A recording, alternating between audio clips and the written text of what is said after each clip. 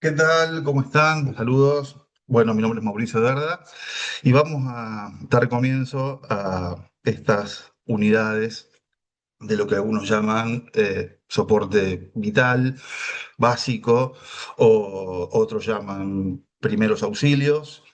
Y últimamente está dando vuelta la denominación de primeros socorros, que es una denominación eh, muy fea. Realmente suena muy feo primero socorro, pero bueno, son las tendencias. Lamentablemente, muchos instructores y muchas academias tratan de ayornar el conocimiento para que sea agradable, para que sea amistoso, para que sea divertido, y se han olvidado de la ciencia. Bien, entonces lo que yo quiero lograr es que aprendamos conceptos con una base científica que a lo mejor va en contra de algunos protocolos establecidos, porque seguimos repitiendo protocolos sin saber qué estamos repitiendo, sin tener un fundamento fisiológico, anatómico, clínico, lógico, y pasamos de dar capacitación en repetir cosas que me dijeron. Vamos a comenzar del principio, desde la primera denominación. Las emergencias o las urgencias o los incidentes pueden ocurrir en dos lugares. O pueden ocurrir dentro de las unidades sanitarias, dentro de hospitales, clínicas, centros de salud, o, en la mayoría de los casos, ocurren fuera de la unidad hospitalaria. Por eso hablamos de emergencias o soporte vital extrahospitalario. Y está muy bien hablarlo como extrahospitalario. Antiguamente hablábamos de emergencias prehospitalarias. Pero decir prehospitalarias es tener un concepto de que es antes de llegar al hospital. O sea que sí o sí íbamos a comenzar maniobras y sí o sí esa víctima, no hablamos de pacientes, hablamos de víctimas, iba a llegar al hospital. Por eso es un prehospitalario. Pero no siempre se llega al hospital, no siempre se llega al centro de salud. O porque las víctimas lamentablemente fallece antes, o porque la lesión no es de gravedad para un ingreso hospitalario. Entonces, extrahospitalario es más correcto. Y soporte vital. Soporte vital son dos palabritas que significan lo que significan. Soportar quiere decir mantener, sostener, aguantar. Vital quiere decir que estamos soportando, que estamos aguantando la vida de la víctima. No es cualquier lesión. Es una lesión que pone en riesgo la vida.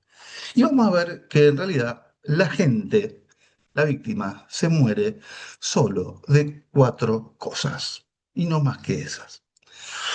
Por lo tanto, hablamos de soporte vital extrahospitalario a todas aquellas maniobras básicas, intermedias o avanzadas que aplicamos en una víctima con riesgo de muerte inminente fuera del ambiente sanitario.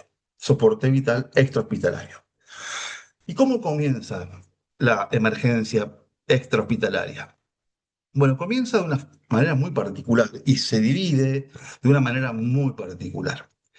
Las emergencias prehospitalarias fueron ideadas, fueron pensadas para que esa víctima que está lejos de la unidad sanitaria eh, tenga chances de sobrevida antes que llegue el agente sanitario. Ustedes piensen que hace muchos años atrás, eh, los grandes centros de salud o con unidades de emergencia, de trauma, no estaban dentro de las urbes o eh, la población no estaba cercana a los hospitales, las ambulancias eran primitivas, no teníamos servicios aéreos, no teníamos servicios de terapia móvil. Por lo tanto, un individuo que estaba en un pueblo, en el campo, en su lugar de trabajo, tenía un incidente grave y se perdía mucho tiempo, y tiempo es miocardio, se dice, se perdían muchas vidas porque la unidad hospitalaria tardaba muchísimo o no llegaba al lugar.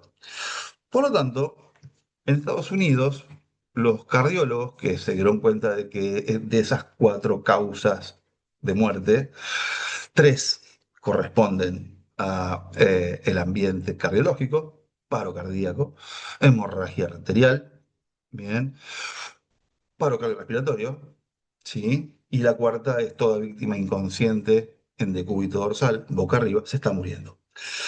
Entonces, la American Heart dijo, bueno, vamos a crear un sistema de formación, de capacitación de gente que no tiene conocimientos sanitarios, o sea, el común de la gente, para que se haga cargo de esa víctima que tiene una lesión que lo va a llevar a la muerte, y mientras nosotros llegamos, esta persona tiene más chance de sobrevida. Entonces, este conjunto de conocimientos va a ser brindado, bajado a la población general. Y así nace el soporte vital básico.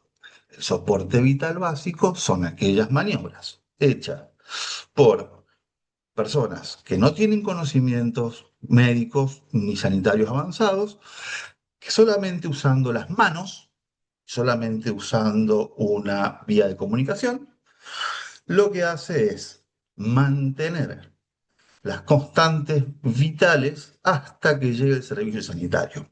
El soporte vital básico habla de seguridad en el escenario, habla de control de hemorragias, habla de pulso, habla de paro cardíaco, paro respiratorio, víctima inconsciente en decúbito dorsal, habla de cómo activar el servicio de emergencia y la posición lateral de seguridad, solo con las manos y sin conocimiento avanzado. Es muy importante y es lo que la mayoría de los capacitadores brindan los famosos cursitos de RCP, que lamentablemente están cometiendo muchos errores. Y el soporte vital básico debe ser aprendido por toda la comunidad. Un soporte vital básico bien hecho de verdad, en el momento adecuado, con la activación del servicio sanitario móvil de la manera correcta, la verdad que da una gran chance de sobrevida a esa víctima. Compra mucho tiempo de sobrevida. Y ese tiempo de sobrevida luego se mantiene en el traslado y en la unidad hospitalaria. Entonces, American Heart lo que hizo con esta capacitación a la comunidad fue dar mejor respuesta a esas víctimas con las cuatro causas de muerte. Es un soporte vital básico. Ahora, si yo a esto agrego quemaduras, electrocución, convulsiones, heridas cortantes, accidentes por intoxicación, ahí tengo un conjunto que es lo que llamamos primeros auxilios, ¿sí? Entonces, primeros auxilios es el combo grande. Ahora, el soporte vital básico son actuar con las cuatro cosas que matan gente. Por lo tanto, ahora tenemos que capacitar a las unidades sanitarias de transporte, ambulancias, helicópteros, aviones, embarcaciones, que sí están equipadas con personal sanitario entrenado, a que mantengan esa víctima hasta la llegada al hospital. Y ahí la American Heart dice, bueno, vamos a crear para el personal sanitario el soporte vital avanzado. El ALS, Advanced Life Support, o ACLS, que es el Advanced Cardiological Life Support, que es lo mismo que soporte vital básico, es RCP, es vía aérea, es hemorragia, pero ahora con medicamentos, ahora con fármacos de emergencia y con elementos que voy a, eh, elementos tecnológicos, invasivos o no invasivos, para dar una mejor atención. kit de vía aérea, cánulas, bolsas, tubo endotraqueal y el kit de paro, drogas y desfibrilador. ¿Ok? Ese es el soporte vital avanzado. Y con eso, la American Heart redujo enormemente la muerte, la tasa de muerte por estas cuatro causas. Obviamente la gente, lamentablemente, tiene la mala costumbre de morirse y se muere igual. Pero claro, fue avanzando el tiempo, avanza la tecnología, mejoran las condiciones de vida, mejoran las condiciones económicas, y ahora ya la primera causa de muerte no es el paro cardíaco. Ahora la causa principal de muerte es el trauma. Accidentes de tránsito, accidentes laborales, caídas de altura, arma blanca, arma de fuego. Acá ya no puedo formar a la comunidad en trauma. Por lo tanto, ahora el problema lo tienen los cirujanos, el problema lo tienen los traumatólogos, los emergentólogos de trauma. Y ahí tenemos el tercer nivel, que es trauma, englobado dentro de los protocolos americanos de PHTLS. PHTLS quiere decir Pre-Hospital Trauma Life Support, soporte vital en trauma prehospitalario. Bien, y ahí ya hablamos de elementos de inmovilización, bien, el dispositivo de inmovilización cervical, tabla espinal larga, tabla espinal corta, colchón de vacío, bien, cánula de Mayo, bien. Por lo tanto, en el escenario prehospitalario tenemos tres niveles de complejidad. Soporte vital básico para toda la comunidad, soporte vital avanzado para las unidades móviles de transporte de pacientes y trauma. El conjunto es lo que denominamos atención médica del escenario prehospitalario. Nosotros vamos a comenzar con soporte vital. Bien, en la actualidad, desde hace mucho tiempo, pero más en la actualidad, sabemos que en realidad la mortalidad fuera del escenario intrahospitalario, más que por la lesión, en la cual yo debo actuar muy rápido, de la mejor manera posible, pero muy rápido, la mortalidad en el prehospitalario o extrahospitalario se debe no al paro cardíaco, no a la urgencia, no al cuerpo extraño. Lamentablemente se debe a la demora en la atención inicial.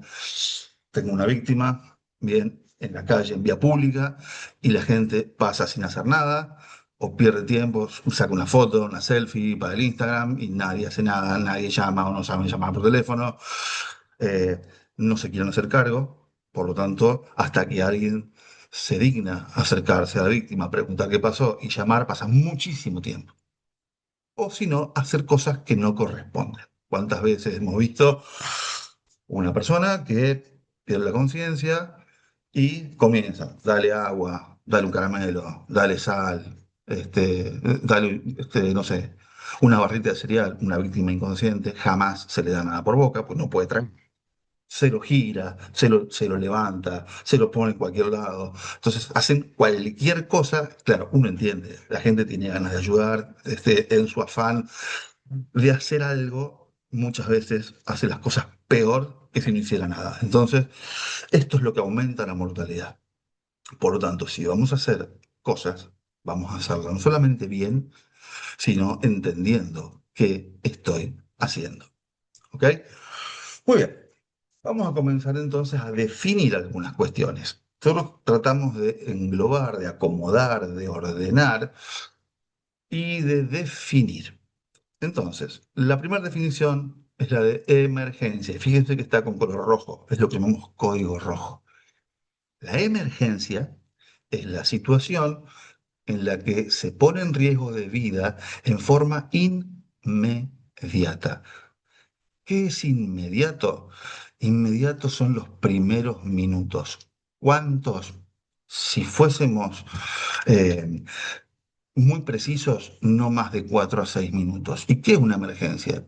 ¿Qué es un código rojo? Son las cuatro cosas que matan gente. Paro cardíaco, paro respiratorio, hemorragia arterial, víctima inconsciente, boca arriba, de cúbito dorsal. En una emergencia, los órganos vitales, cerebro, corazón pulmón y riñón están en riesgo y pueden detenerse. La atención se debe comenzar en el lugar que se produce, no demorar la atención en el trabajo, en la casa, en la vida pública y además en el traslado. La sobrevida depende de las medidas instrumentadas en los primeros minutos. ¿Cuántos? No más de 4. Ya vamos a ver por qué. De 4 a 6. Mejor hasta 10 minutos. Todo lo que no sean estas 4 cosas, todo lo que no sean las cosas que matan gente, en la cual es la prioridad número uno de los servicios de emergencia de traslado, es una urgencia. Una urgencia es una situación que no pone en riesgo la vida de manera inmediata, pero si lo dejas, se transforma en una emergencia. Acá los órganos vitales están indemnes en el momento de la consulta, pero con el paso del tiempo se pueden comprometer. Acá las horas son cruciales. Decimos que no más de 2 horas sería lo indicado. Y es importante minimizar el tiempo entre el pedido de atención y la asistencia. Ahora, no solamente es llamar al servicio de emergencias, hay que saber cómo, lo vamos a ver más adelante, porque se entiende la desesperación, se entiende el nerviosismo, pero acá la estrella número uno no es el médico, no es el rescatista, no es la guardia, no es el tomógrafo. La estrella es la víctima. ¿Ya? Todo lo que no es una urgencia es una consulta. No debería acudir ninguna ambulancia del servicio público, privado otra cosa, los autitos, ¿no? Pero para una consulta, lamentablemente a veces la gente en la desesperación por el familiar o porque no sabe o porque ha buscado información incorrecta en internet, eh,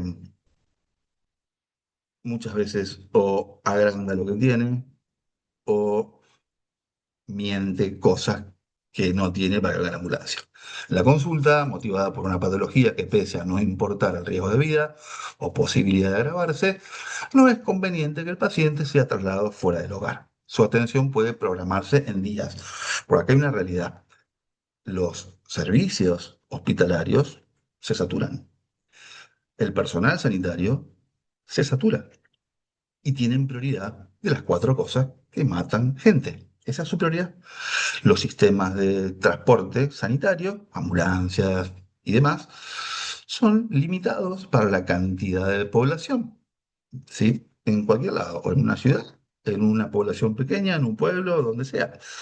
Por lo tanto, si yo salgo a un domicilio que tengo el nene con diarrea hace 3 días y no lo llevaste al pediatra porque no podías, porque estabas trabajando o se te pasó, y me llamaste a una ambulancia por una diarrea del chico, que bueno, hay que entender que el chico es importante, estoy utilizando un recurso importante y a lo mejor no voy al infarto, no voy al accidente de tránsito, eh, no voy a atender un paciente realmente grave. Por lo tanto, hay que capacitar también a la gente a el buen manejo de los recursos.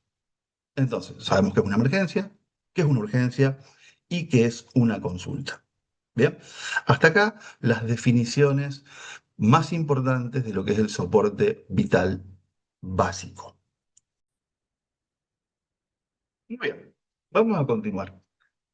Ante cualquier evento extrahospitalario, nosotros hablamos siempre de la cadena de supervivencia o de la cadena del soporte vital, en la cual esa cadena está formada por 3 eslabones y en la cual completamente,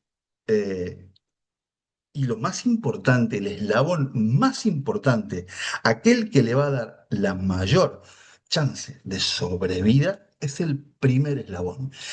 Y el primer eslabón no está en el hospital, el primer eslabón no está en la ambulancia, el primer eslabón no está en la guardia, el primer eslabón está en el lugar donde ocurre el evento, es el que está al lado de la víctima y es el que va a comenzar con la primera atención. El primer eslabón, si falla, el segundo eslabón, que es el medio móvil de traslado, lamentablemente se va a llevar lo poco o mucho que pudo lograr del escenario prehospitalario. Y el tercer eslabón, que es la unidad hospitalaria, hace lo que puede con esa pobre víctima. Entonces, tenemos tres eslabones. El más importante, yo les podría decir, aquel que le da el 60 a 70% de chances de sobrevida, es el primer respondiente. Es aquel que aplica soporte vital básico. Es el más importante y es realmente la estrella junto con la víctima. El segundo eslabón es el equipo móvil de atención extrahospitalaria. La ambulancia, chofer, paramédico, médico, enfermero, que lo que hace es hacerse cargo, hacer la transferencia de esa víctima, aplicar soporte vital avanzado y llevar lo que puede. Y cuando llegamos al hospital, la unidad de emergencia trata de recuperar lo mejor que puede con maniobras, obviamente avanzadas. Entonces uno a veces ve que ante un accidente de tránsito, ante un herido en la calle, eh, no se realizan las cosas como deberían ser, se demora la atención, eh, hacen cualquier cosa, ¿sí? Porque seguimos con esos cursitos, dando los mismos protocolos, porque hay que ser graciosito para que la gente baile. No, chicos, esto no es joda. Y entonces después está que se le murió al médico, me lo mataron en la guardia, me lo mataron en el quirófano y le voy a hacer un juicio, y que el cirujano, y lamentablemente en el hospital se hace lo que puede y la gente también se muere. Pero es más fácil la transferencia de la frustración, la culpa y la ignorancia hacia el profesional sanitario. Pero preferiste ver TikTok y no aprender a hacer RCP o activar servicio de emergencia por teléfono. Bien. Entonces, hay una cuestión ahí también de desligarme del problema y la culpa la tiene el otro. ¿Sí? Y hay que saber que eso existe y lamentablemente va a ser cada vez peor. Entonces, el equipo de atención son tres eslabones donde el primero es el más importante. Bien, muy bien, bárbaro. Entonces, seguimos. Para hacerme cargo de una emergencia, llamar emergencias médicas en forma general, a ver, médicas no es el médico, la medicina es un conjunto de conocimientos, de saberes y de niveles. Entonces hablamos de emergencias médicas. La emergencia, el incidente en la calle, tiene algunas características que debemos conocer. La emergencia no es democrática, no es compasiva, es agresiva, no pide permiso, ¿bien? Y siempre nos lleva a la mayor y al límite de nuestras posibilidades. Tienen que saber, esto no son las películas que vemos en la tele. Esto no es democrático, esto no es compasivo, bien, no siempre sale todo bien. Por lo tanto, ya tengo que saber que si me voy a hacer cargo, se requiere actitud, bien, actitud, ganas, temple, predisposición. A veces no voy a tener ganas, pero soy lo único que tiene esa víctima. Autocrítica, y es importante. La autocrítica es hacer un review. ¿Qué hice bien? ¿Qué podría mejorar? ¿Qué pude haber hecho mal? No con el fin de castigarse, sino con el fin de mejorar. Autocrítica es importante. Bien, entrenamiento. Mientras más entrenamiento tenga, y entrenamientos de verdad, el entrenamiento de verdad. A ver, voy a hacer un cursito de RCP, pero no tengo muñeco en casa, así que lo hice una vez y no lo hice nunca más. No hace falta. Comprar un globo de cumpleaños, inflar el globo, comprimir el globo, si es la técnica. Bien, Practica vendajes en tu casa, venda a toda la familia, en todos los lugares posibles. Practica con un tensiómetro tomar la presión. Toca a la gente, toca a tu familia, no solamente para abrazarla, palpá la cabeza, palpá los pulsos, entrená. Mientras más entrenado esté, mejor voy a trabajar ante la presión de la situación. Bien, conozco, sé lo que sé mis límites, estoy entrenado. Por supuesto, el estrés va a existir, pero estoy seguro qué estoy haciendo. Tolerancia al fracaso, sí, por más que haga lo que haga, las cosas también pueden salir mal y los escenarios son muy cambiantes. Tolerancia al pánico, nadie está exento del pánico, inclusive muchas veces agentes sanitarios han quedado frisados, y a la impotencia de no saber qué hacer. Porque a veces es un extraño, es un tercero, bueno, uno tiene opción humanitaria, pero además cuando es un familiar. Por lo tanto, ahí muchas veces entrenamiento, autocrítica, predisposición cuando un familiar querido es mucho más complicado. ¿Bien? Por lo tanto, hay que saber que la emergencia es una situación extrema, pero no es imposible. Ahora, existen los sistemas de emergencia. Un sistema es un conjunto de actores que lo que hacen es ponerse en actividad, activarse ante un incidente cualquiera. El sistema de emergencia está formada por diferentes unidades, diferentes actores que no son más que tres. Servicios de seguridad, policía, ejército, gendarmería, los servicios contra incendio y salvamento. Tenemos un bombero. Bombero quiere decir que lleva una bomba. ¿Ok? Eso quiere decir bombero. Se llaman servicios contra incendio y salvamento. Y emergencias médicas. Estos tres son los que llamamos sistemas de emergencia. Los sistemas a veces se activan en forma independiente o hay centrales de activación, como en Estados Unidos tiene el 911, por ejemplo. Ahora, cuando hablamos de salud, hablamos del Servicio de Emergencias Médicas. A partir de ahora, SEM, es el sistema de atención médica, que puede ser público o puede ser privado, de actuación en incidentes relacionados con la salud de las personas. El ambiente es el puente entre el sistema extrahospitalario e intrahospitalario.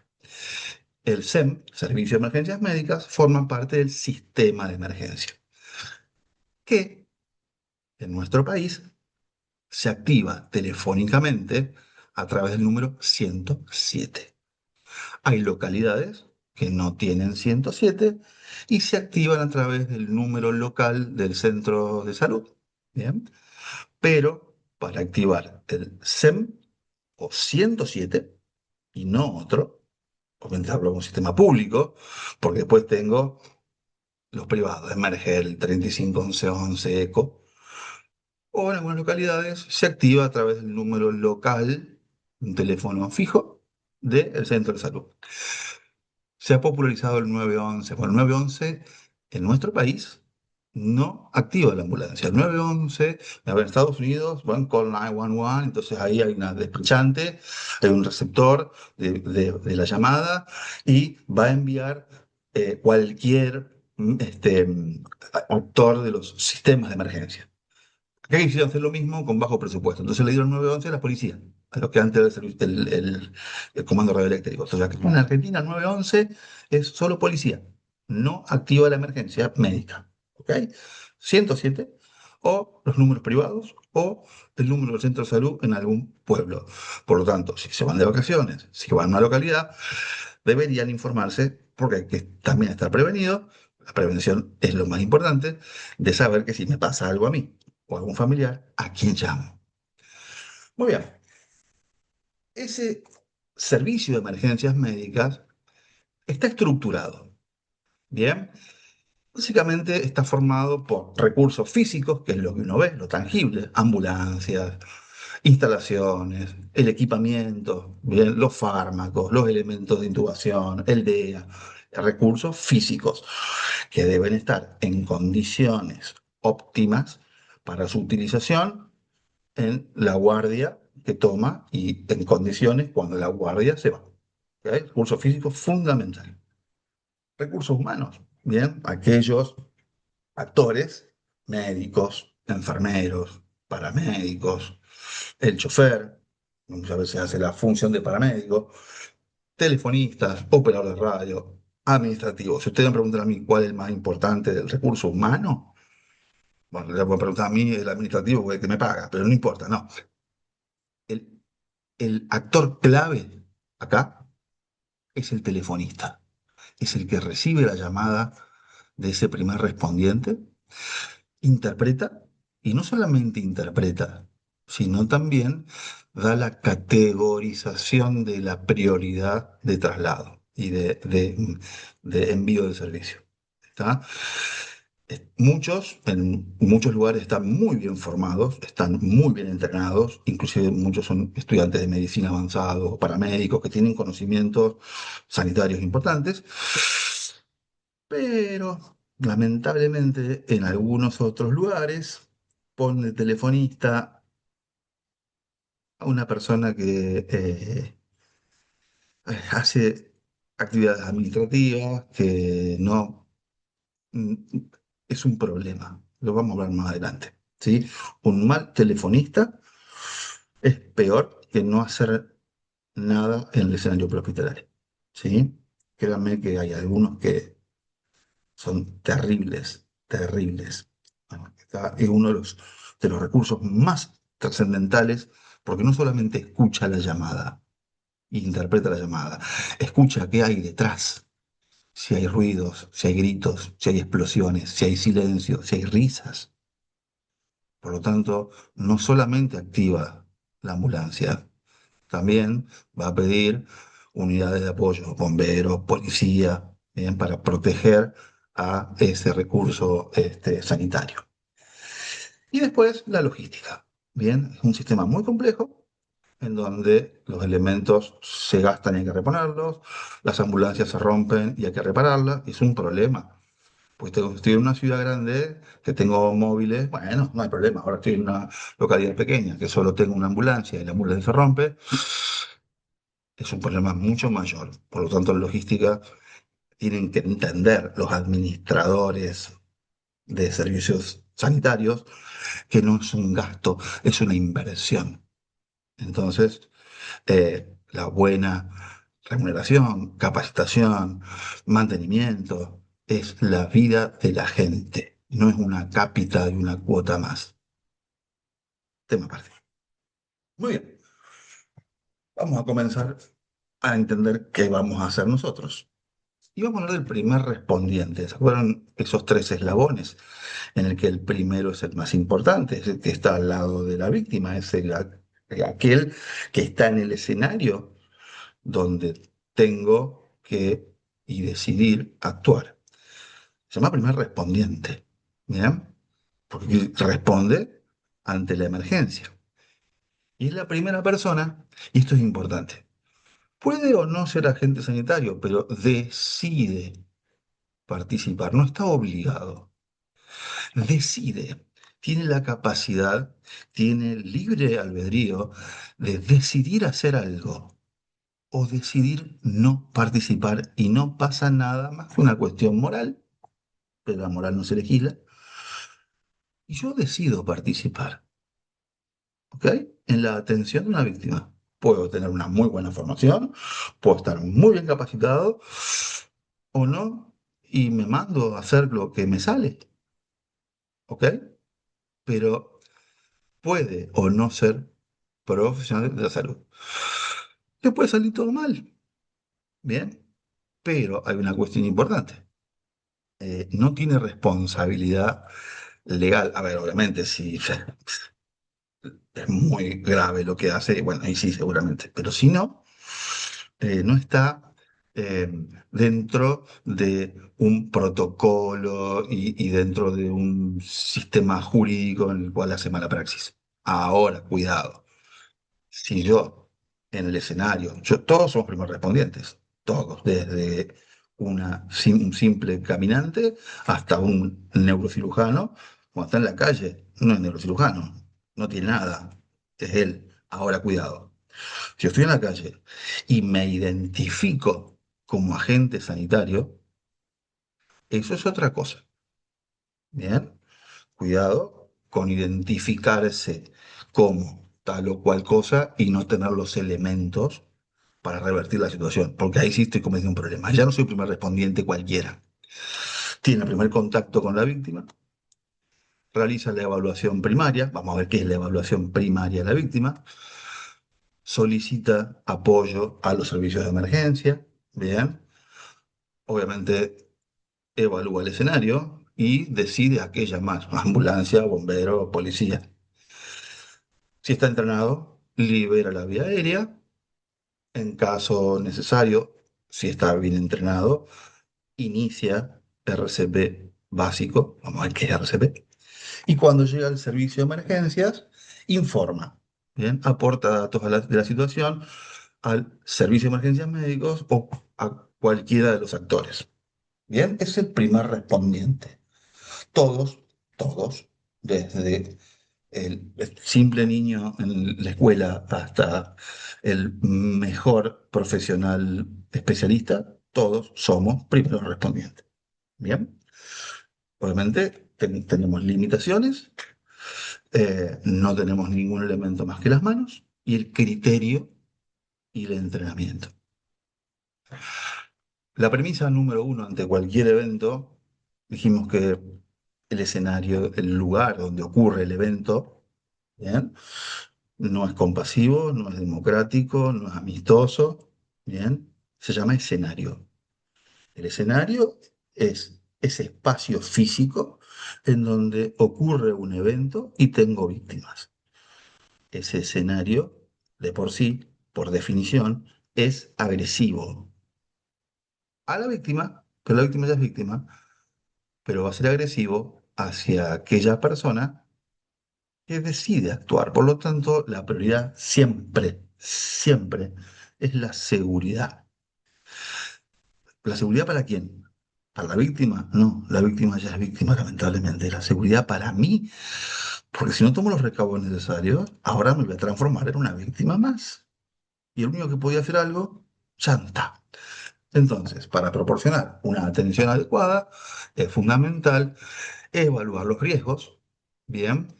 Y esa evaluación se hace con los sentidos. El objetivo es no convertirse en una víctima más. Fíjense este escenario, ¿bien? La gente hace lo que puede, pero miren el fondo, es un derrumbe. Por lo tanto, esta estructura puede colapsar, puede caer, puede explotar, puede haber escape de gas, ¿bien? Pueden seguir cayendo mampostería, por lo tanto no voy a ingresar ahí si alguien no me asegura la escena. Fíjense todo el escenario, fíjense la víctima, fíjense cómo es llevada, seguramente es una víctima de trauma, que salió de un derrumbe.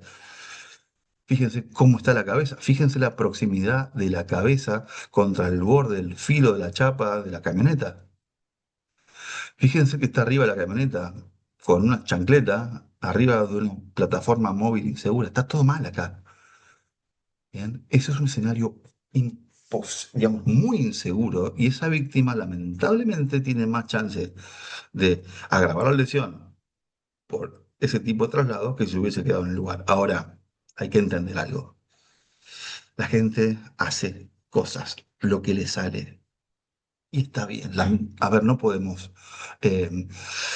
no podemos echar culpa y demás. Hicieron lo que les salió, hicieron lo que su capacidad como humano les dictó y bueno, está bien, bien, pero bueno, vamos a tratar de hacer las cosas bien. Entonces, dentro de lo que es la seguridad, mi seguridad, soy sanitario, guantes, gafas, cofia, bien, elementos de bioseguridad. Para mí, bien, los escenarios no son nunca iguales. Bien, por lo tanto, siempre hay que evaluar al acercarnos al escenario, buscando posibles situaciones y circunstancias que presenten riesgo. Los escenarios no son estáticos, son cambiantes, son dinámicos, bien, y son impredecibles. Por lo tanto, siempre sigan la regla del 3. no solo para la emergencia, sino para la vida. Esto es más filosófico. ¿Cuál es la regla de tres? Primero yo, segundo yo, tercero yo. Y cuarto, si se puede, la víctima. Primero yo, luego yo, siempre yo. ¿Bien? El objetivo es no convertirse en una víctima más.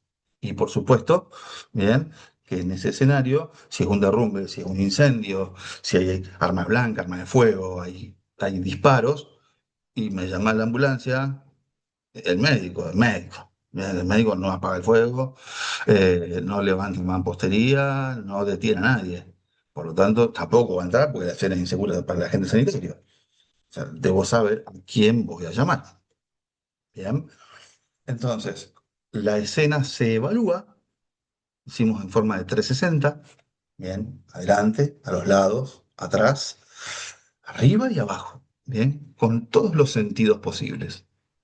Observar, no solo mirar, observar si no hay objetos tirados en el piso, si no hay líquidos, si no hay cables, si no hay vidrios, si no hay animales peligrosos, si no hay familiares peligrosos. Bien, mirar qué escenario tengo.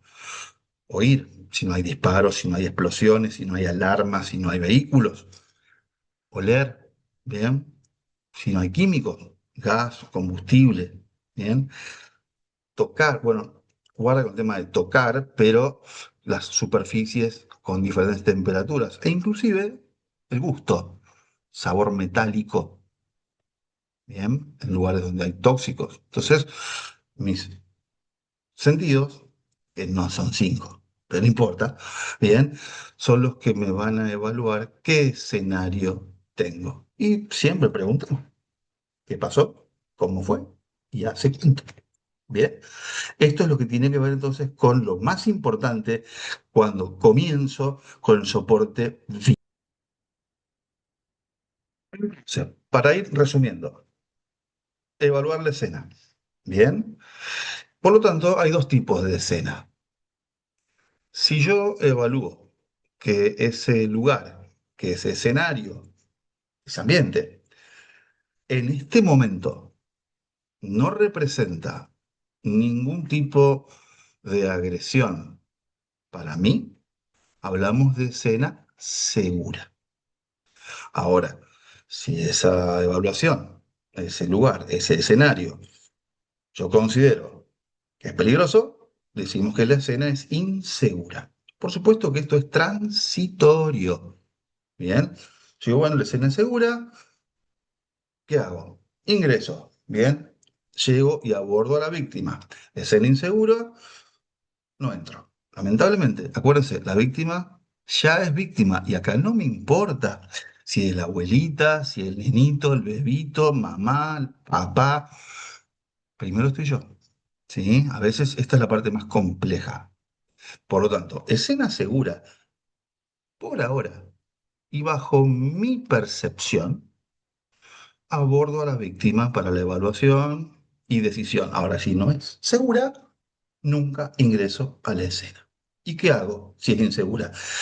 Activaré aquel sistema que me asegure la escena. Bien, escena insegura porque hay derrumbe, porque hay fuego, bombero. Si hay agresión, si hay explosión, arma de fuego, arma blanca, policía. Bien. Por lo tanto, tengo que saber a quién llamar. ¿Ok? Pero vamos a dos conceptos que no los van a encontrar. La verdad, son conceptos que me surgieron a mí. Llego a un escenario, ¿sí? Y está trabajando bomberos. Por lo tanto, la escena es segura. Bomberos me dice que puedo entrar. Me aboco a la víctima, porque yo ya sé que ese escenario no solamente es seguro, sino que está controlado. ¿Por quién está controlado? Por bomberos. Esta policía, escena segura, no hay agresores, la policía acordona el lugar, hace contención, la escena es segura y está controlada. Por lo tanto, me quedo tranquilo de que me olvido transitoriamente del escenario y si la escena se torna insegura, me van a avisar. Por lo tanto, escena segura, controlada. Ahora, ¿qué pasa si el que ingresa soy yo y estoy yo solo? Por lo tanto, decido ingresar, la escena es segura, pero no hay nadie más que yo. La escena está segura, pero no está controlada. Eso quiere decir que si la escena es segura y no controlada, no solo me debo abocar a la víctima, también me debo abocar a prestar atención si ese escenario no se torna inseguro. Entonces, escenas seguras o inseguras, controladas y no controladas. Y fíjense la flechita, es cambiante. Bien, en cualquier momento, impredeciblemente, las cosas pueden transformarse en un problema. Por lo tanto, si me voy a abocar a la emergencia, visión en expansión, no la visión en túnel. Lo que generalmente ocurre es que solo vemos la víctima y vamos ahí. Ahora, me olvidé que estaba la chapa de la camioneta, me olvidé que había más gente, me olvidé que hay un derrumbe, me olvidé que hay gente, que estoy en medio de la calle. Evitar la visión en túnel. ¿Está? Todo el escenario es mi responsabilidad para mi protección.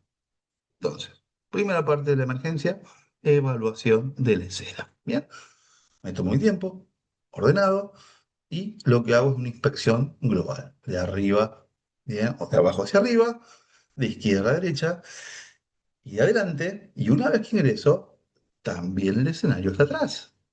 Ingreso a una vivienda, ingreso a una habitación, yo debo saber qué vías de escape tengo. Bien, la puerta, una ventana, hacia dónde va, si hay escaleras.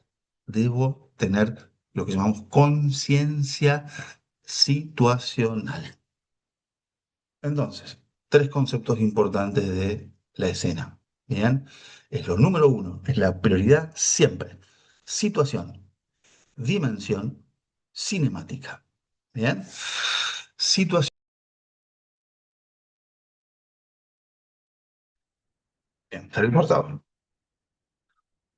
Situación, ¿qué es lo que tengo? Dimensión. La dimensión es, bueno, ¿hasta dónde es el escenario? ¿Bien? ¿Cuántas víctimas tengo? Y cinemática, ¿qué pasó?